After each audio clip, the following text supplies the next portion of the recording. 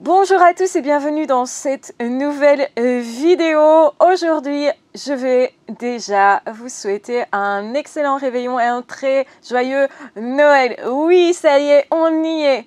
Et j'ai eu envie de parler de la fête de Noël, des fêtes de famille et de combien c'est compliqué pour certaines personnes. Pourquoi j'ai eu envie de parler de ça? Parce que Madame Raymonde Hazan avait parlé de ce sujet. Et je vous renvoie vers sa vidéo du coup. Mais je voudrais moi l'aborder différemment et non pas en parlant de la difficulté des hauts potentiels face à leur famille lors des fêtes de Noël, lors de fêtes en général, mais plutôt de parler pourquoi on aurait du mal à être justement dans la famille parce qu'on a dans notre famille plusieurs pervers narcissiques. La première chose que j'ai à dire, c'est qu'effectivement, souvent, quand on a dans notre famille une personne toxique, on appréhende. On appréhende comment ça va se passer, on appréhende le fait de se retrouver auprès de cette personne-là, et surtout, on appréhende ce qui pourrait être dit, et combien de temps après ça va nous poursuivre, combien cette phrase, vous savez, la fameuse phrase qui est assez dégueulasse, qui va nous rester dans la tête et avec laquelle on va vraiment être énervé pendant X temps parce qu'elle est injuste, parce qu'on n'a pas trouvé quelque chose à dire, parce qu'on a été surpris, on ne s'y attendait pas et en même temps on sait bien que probablement on va être attaqué, ou même s'il ne se passe rien vraiment de cet ordre-là, d'agressif, finalement on a quand même peur. Et ça nous fait passer des mauvaises fêtes, en tout cas on n'est pas relaxé, on n'est pas zen et on peut avoir un peu peur de ce qui va se produire. Et c'est ce qui se passe chez les personnes qui ont des parents pervers narcissiques, une sœur, un frère, un oncle, voire plusieurs de ces animaux-là bizarres qui sont dans leur famille. Oui, je les ai vraiment appelés comme ça. Parce qu'il faut dire maintenant combien c'est vraiment minant d'avoir dans son entourage ce type de personnes et que souvent, les fêtes de fin d'année, c'est le moment où on est amené à retourner dans notre famille ou parfois, parmi des amis, on peut aussi avoir ce type d'individu. On a envie de voir nos amis, ce groupe-là, mais dans ce groupe, on a une personne quand même qui... Voilà, c'est difficile de la fréquenter, on a peur de ce qui va se produire, on a peur aussi peut-être de ce qui a été convaincant depuis. C'est-à-dire que les pervers narcissiques essayent toujours de manipuler les autres et de nous agresser à distance. Et donc on va pouvoir vérifier est-ce que les autres sont toujours OK avec moi ou au contraire est-ce que les autres croient toujours ce que dit cet oncle, cette tante, ce parent, ce grand-parent de moi, comme quoi je serais le petit canard noir, la personne à éjecter de la famille. Et parfois, justement, on ne va même pas aller dans notre famille, mais malgré tout, on va y penser parce que, justement, on s'est senti exclu, on s'est soi-même exclu pour ne pas fréquenter cette personne-là qui est mauvaise, on va le dire clairement. Ou bien, exactement, ce qui se passe, c'est que on s'est senti mis sur le côté, on voudrait voir certaines personnes, mais pas d'autres. Et justement, ces personnes-là nous ont mis à l'écart parce qu'on serait dérangeant. Et voilà ce que vivent les personnes qui ont dans leur famille justement une personne qui est très très toxique, voire plusieurs. C'est compliqué. Et les fêtes de famille et de fin d'année, du coup, c'est vraiment compliqué. Compliqué parce que douloureux, compliqué parce que on remarque que les autres n'ont pas ce problème. On se sent parfois déjà lésé d'avoir un parent pervers narcissique. On n'a pas été soutenu, on a été souvent attaqué, découragé dans nos rêves, dans nos projets, dans qui nous sommes nous. Heureusement, on s'est quand même construit, mais malgré ça, il reste des blessures, je dirais même des traumatismes. Parce que ça va très loin. Et ça va parfois tellement loin, et pourtant, à d'autres moments, on se dit peut-être que ça a changé, peut-être que cette personne a changé, peut-être que les autres se rendent compte de la situation, peut-être que je peux retourner dans cette famille et que cette fois, ça va bien se passer. Peut-être aussi que je le fais pour mes enfants, parce que mes enfants demandent à voir les grands-parents, demandent à voir leurs cousins, cousines, mais malheureusement, du coup, je me remets en contact avec des personnes toxiques pour d'autres personnes, pour l'amour de d'autres personnes. Et il y a aussi peut-être la peur de ce que ce parent toxique va dire à l'enfant en question, qui est « oui, on peut le dire, innocent, et qui pourrait quand même se retourner contre moi, qui pourrait quand même justement croire ce qui lui est dit. Donc vraiment, très très compliqué, très très lourd ces fêtes de fin d'année, et il y a des personnes qui ont choisi du coup de passer ces moments-là seules. Parce que oui, il vaut mieux être seul que mal accompagné, mais ça nécessite quand même pour se sentir bien seul, de ne pas ruminer, de ne pas justement ressentir une forme de blessure. C'est-à-dire qu'on peut passer nos fêtes seuls, mais pas savoir vraiment profiter de ce moment-là, parce qu'on se dit que quelque chose est dit sur nous. Voilà ce que vivent les personnes qui ont dans leur famille des personnes toxiques. Une seule personne toxique peut rendre tout l'entourage, toute la famille toxique. Et c'est double peine, puisqu'on a déjà subi beaucoup de choses, et qu'en plus, on subit un peu le fait d'être laissé pour compte, d'être isolé. Ce que je vous recommande pour aller mieux, c'est de vous considérer, vous, comme de toute façon la personne la plus importante de votre vie. C'est aussi de vous dire que vous pouvez créer des liens avec d'autres personnes, avoir des amis, de nouveaux amis, avoir une certaine famille que l'on va créer nous. Ça pourrait être faire des enfants, mais pas seulement. Ça peut être aussi adopter d'autres personnes de son entourage comme étant sa sœur, son frère. Pourquoi pas vraiment quelqu'un qui ferait partie intégrante pour nous de notre famille de cœur. Et pourquoi je parle de famille? Parce que d'une certaine façon, cette chaîne, c'est aussi une famille. Nous faisons partie généralement d'une famille par notre fonctionnement ou par nos difficultés.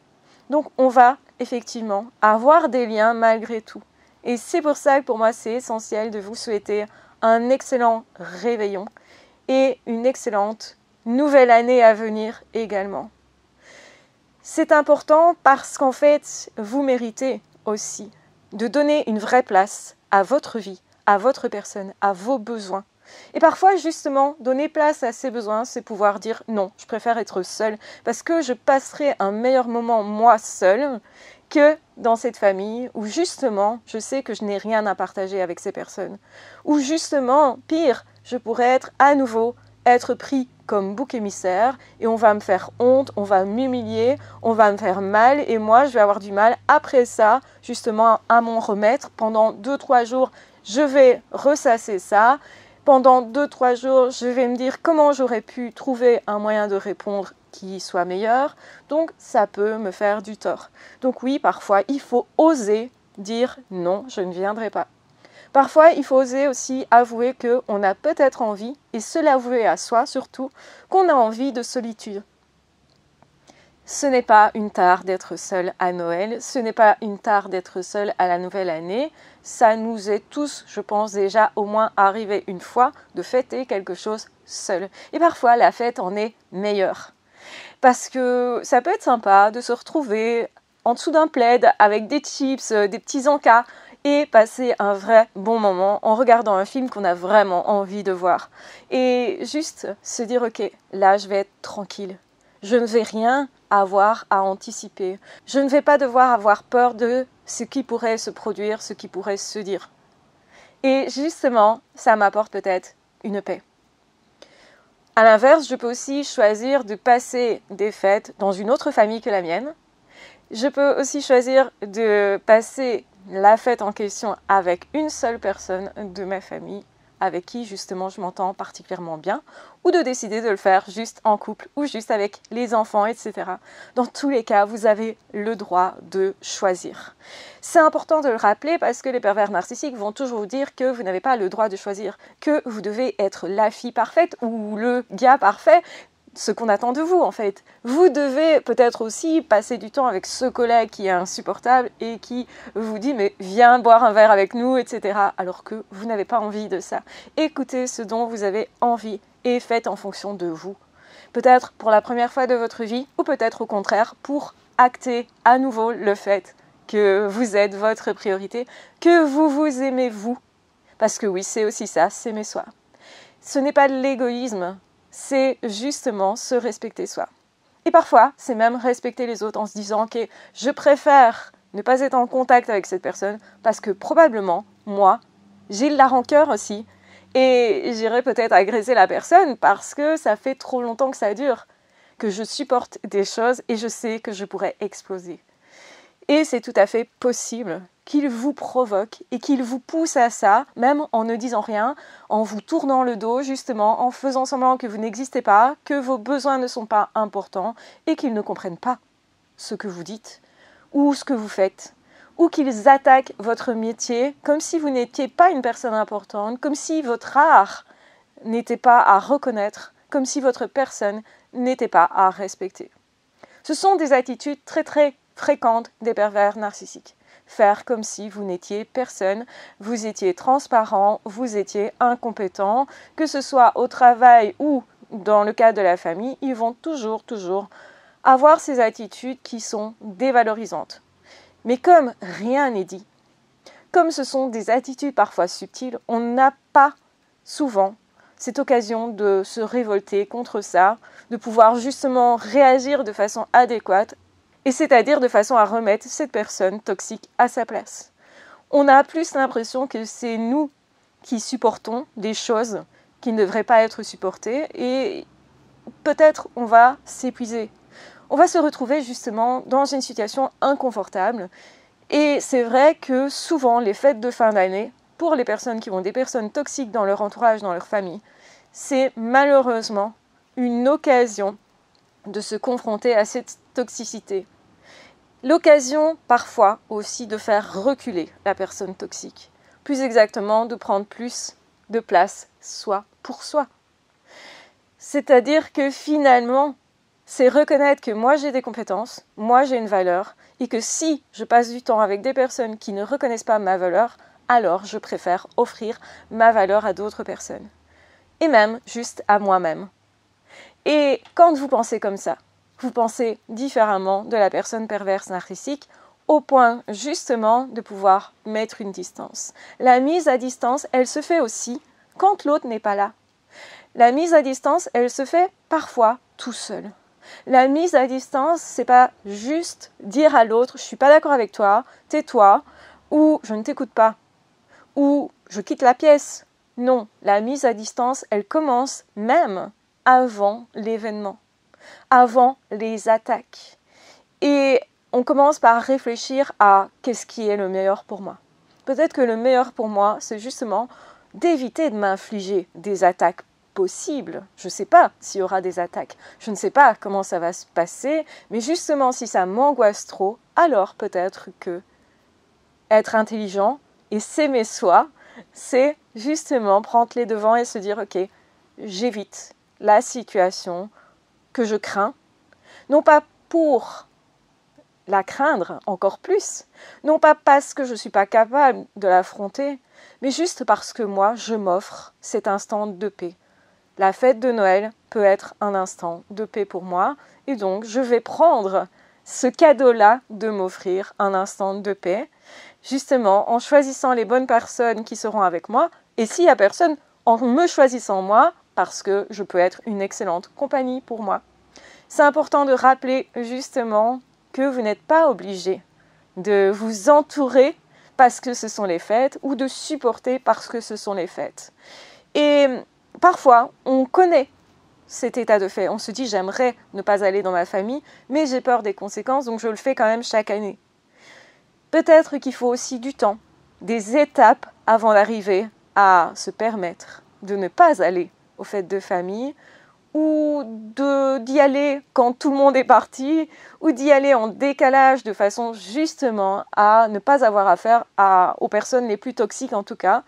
Donc, il y a plein de stratégies possibles et c'est à vous à savoir exactement quelle situation sera compliquée pour vous et justement quelles sont les stratégies que vous allez adopter parce que la stratégie, ça peut être justement aller face à cette personne, être hyper bien dans sa peau et justement faire exprès d'être présent là où d'habitude vous vous seriez effacé.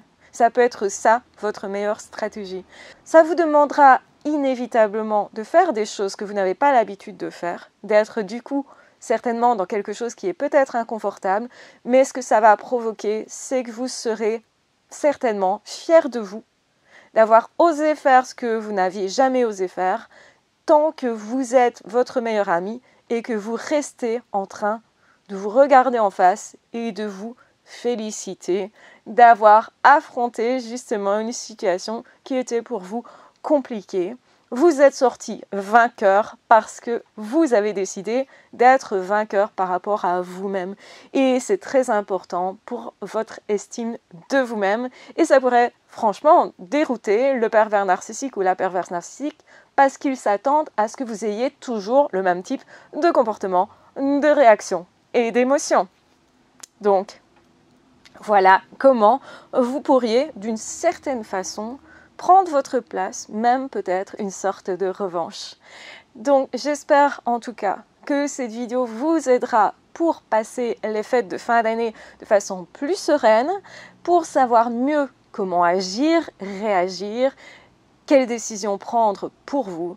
Je vous rappelle, vous êtes la personne la plus importante. Les pervers narcissiques auront beau parler, essayer de vous imposer quelque chose. En fait, ce sont les dernières personnes qui devraient compter pour vous. Et j'avoue que quand une personne me parle des pervers narcissiques qui sont autour d'eux et principalement dans la famille, cette personne généralement place le pervers narcissique presque en hauteur par rapport à eux, comme si cette personne avait toute la place, comme si cette personne était finalement un être de cœur.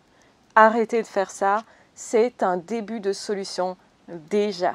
Voilà, j'espère que vous apprécierez les clés que je vous ai données dans cette vidéo, qu'elles vous seront utiles et qu'elles vous permettront justement d'avoir une autre approche, un autre point de vue pour vivre dorénavant les fêtes de fin d'année pour cette année et les années futures différemment et beaucoup plus zen du coup.